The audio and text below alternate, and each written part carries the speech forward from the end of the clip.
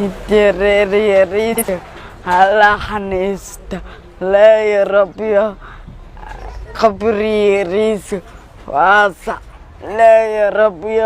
يريد الدنيا فتاة لا دل xasan maxamuud xasan waa wiil da'yar oo ku nool magaalada muqdisho waxa uu ka mid yahay dadka baahiyaha gaarka qaba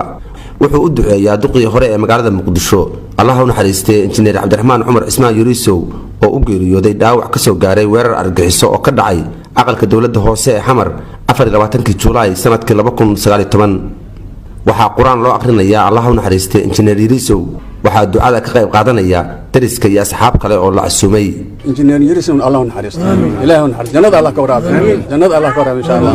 jannada allah ka waraabi qalbigiisa nuur darishada jannada allah uga furo insha Allah khayr badan allah hasiyo masar xasan waxa uu jimco walba tagaa qabriga injineer yuriisow isaga oo soo jaraya masaafo dhibaato ugu filan muraadkiisu waa inuu marxuumka u duceeyo sababta asaga ayaa sharaxaya qabriya timaqadasta ويقول قرية لا يربي يريستنا العزية لا يربي الدين بتاتلي أبا محمود حسن وأباها دلي ويلك ير حسن wuxuu noo sheegay in wiilkiisa hameen walba uu ku qarwo injineer yuriisow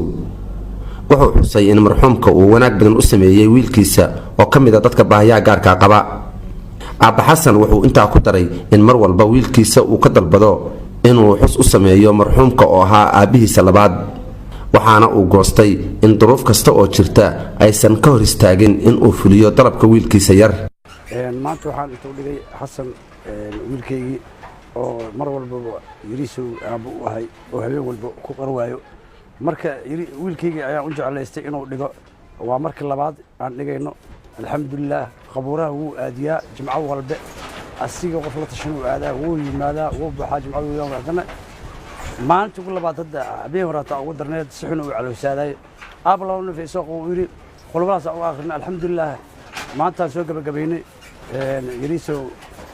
غير الله كسي جنة الفردوس حسن الله عافيه يريسو مو ما عنق أمالك وسودي الله وسقيره الحمد لله ما لا وصل النواي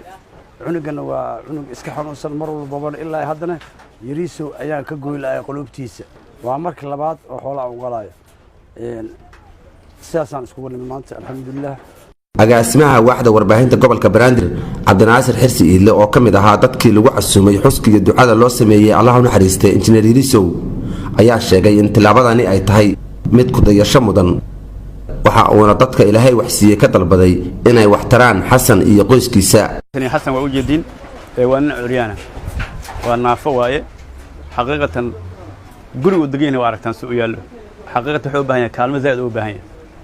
هنقطة مدح دولة فدرالك الصومالية هنقطة مدح قبل كبنات هنقطة شعب كله الصومالية قال هندت كنا دقمة كاران دقمة كدرس كله وحن أصلا يجنا عصابة قف كستو إليه وحسي حسن وحن أصلا إلا كلمة